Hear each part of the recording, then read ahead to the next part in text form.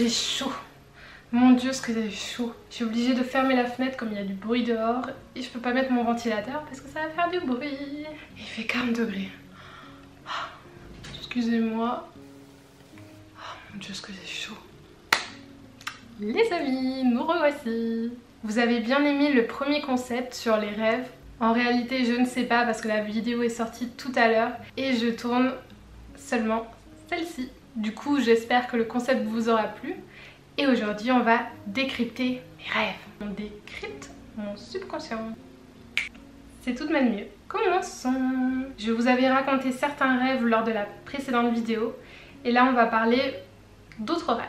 Des rêves assez courts que je vais vous résumer parce que sinon ça va durer des plombes. Déjà que je sens que ça va être long.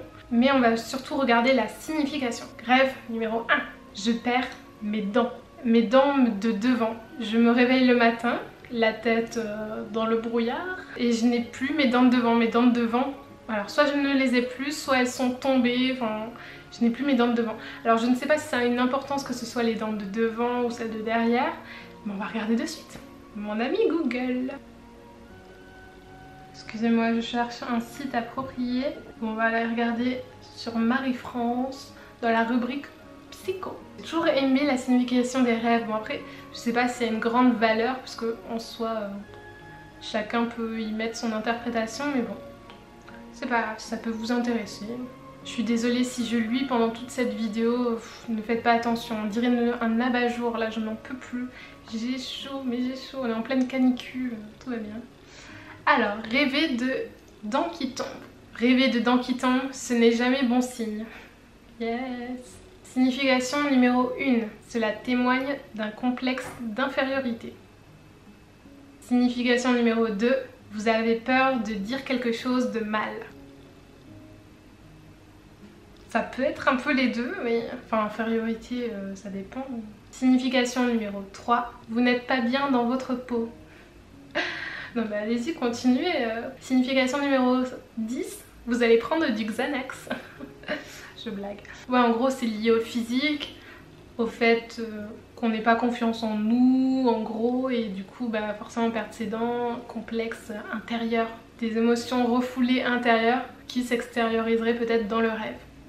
Rêve numéro 2. Je perds mon sac à main. Ça j'avais commencé à vous le raconter dans le précédent. C'était lors de ma période de fac. Et le problème c'est que lors de ce que je perdais mon sac à main, il y avait tous mes cours à l'intérieur. Bon, même il y avait ma carte bancaire, carte d'identité, téléphone, enfin tous mes objets quand même assez essentiels à cette période-ci. Pas qu'à cette période-ci d'ailleurs. Et du coup je rêvais que je perdais mon sac à main. Du coup j'étais un peu paniquée, j'essayais de le retrouver. Et à chaque fois je sais que j'étais sur le moment de le retrouver. J'avais comme genre un indice, quelque chose, une intuition qui me disait mais oui, il est là. Et juste au moment où j'allais essayer d'aller à cet endroit pour le trouver, le rêve s'arrêtait là. Dis Google, explique-moi. On va lire le temple du sommeil. Ce n'est certes pas la fin du monde, mais c'est tout de même un événement déstabilisant. Je suis totalement d'accord. Si je ne le retrouve pas, c'est signe d'une crise d'identité. Ah, j'étais en pleine crise d'adolescence à cette période, génial. Si je le retrouve, c'est signe d'une situation de perte momentanée. Je crois pas avoir perdu quelque chose, mais bon. Si je le perds avec mon portefeuille, ça voudrait dire que je me sens pas très sûre au niveau de mes compétences professionnelles. À cette époque-là, je ne travaillais pas. Un sac à main fermé ou ouvert? J'en sais rien s'il était fermé ou ouvert. On va dire fermé. Perdre un sac à main fermé suggère d'une étape d'isolement. Non mais je vous dis, à la fin de cette vidéo, je finis dans une grotte en pleine nature, en plein dans la pampa. Ça revient toujours un peu à la confusion. Enfin, c'était un peu lié au travail, à une crise existentielle. C'est bizarre, ça fait longtemps que j'ai pas fait ce rêve. Bizarre. Rêve numéro 3. Rêver de la fin du monde. Quand j'entends fin du monde, c'est tout ce qui est lié à des catastrophes. Donc soit le volcan, soit je sais pas, un peu la destruction de l'humanité, genre une fois j'ai rêvé qu'il y avait un peu la guerre, donc tout ce qui est un peu événement apocalyptique, désastre. On va mettre plutôt rêver de volcan parce que je pense que ce sera plus probant. Interprétation des rêves.com. Première interprétation, vous avez du mal à gérer vos émotions. Interprétation numéro 2, ce serait lié à mon honneur, que je devrais être moins cupide ou égoïste. 3. Rêver d'une éruption de volcan, ce qui est notre cas. Ah, enfin un truc positif. Wouh. Ça pourrait être le signe de nouveaux projets dans ma vie. Ah, ça c'est intéressant. Ça on aime bien. Donc on va rêver de volcan chaque nuit maintenant, au lieu de rêver de perdre ses dents. Je suis en train de mourir de chaud là. Rêver de la guerre comme une confusion, un chaos dans mon existence. Toujours très rassurant. Ou bien ça pourrait être aussi le signe de querelle dans mon cercle familial. Attendez, parce que par contre, dans la tradition, avant, jadis, rêver de guerre, annoncer une vie paisible. Ah ben voilà, ah ben voilà, parfait. Tuons tous les gens autour de nous pour avoir une vie paisible. Je blague. 4e rêve, je cours mais je n'avance pas. Bon, souvent ça c'est juste dans une partie de mon rêve. C'est pas dans tout le rêve, mais il y a souvent des parties de mes rêves. Lorsque je dois fuir des inconnus qui me veulent du mal, il y a souvent une partie où j'essaie de courir, mais je ne bouge pas, voire limite je recule, ou alors je bouge mais au ralenti, c'est très très dur. Courir au ralenti, voilà, c'est ça qu'on voulait. Courir au ralenti voudrait signifier que je suis extrêmement préoccupée par le bien-être d'un être cher. D'autres études ont apparemment prouvé qu'en fait nous rêvons au ralenti, ce qui fait que du coup courir serait également au ralenti. Comme nous sommes en état de repos, tous nos gestes seraient beaucoup plus lents, nos mouvements seraient beaucoup plus ralentis. Parce que lorsque nous rêvons, on a une baisse de notre activité neuronale. Et apparemment un mouvement dans un rêve prendrait 2 fois plus de temps que dans la réalité. À vous d'essayer. Et dites-moi en commentaire. 5e rêve, rêve de relation amoureuse. Comme par exemple être proche de quelqu'un dont je ne suis pas proche en temps habituel et dont je n'ai jamais eu envie d'être proche. Signifie que votre vie est un chaos. Ah non, c'était déjà le cas avant. Sur Dreamcatcher, quel accent! Rêver d'amour signifierait peut-être qu'il faut apprendre à s'aimer soi-même et à s'accepter. Ok. Si vous avez rêvé d'être amoureux, cela signifie que vos sentiments sont très intenses dans votre relation actuelle. Bah, attendez, où est ma relation? Mais où est ma relation? Cela peut également signifier que vous n'êtes pas satisfait par la quantité d'amour que vous avez. En fait, ça peut un peu tout signifier. C'est quand même très très large.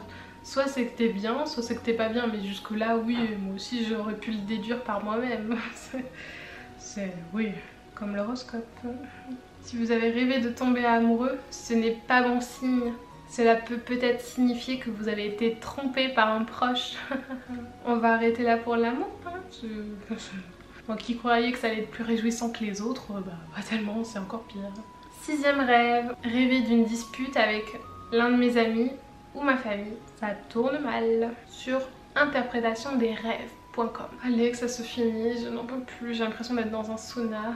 Ah, je suis désolée, en plus je me tiens même plus droite. On a tout abandonné. Ça s'éclaire plus en plus. Voilà, on a mis le budget, hein. Attention.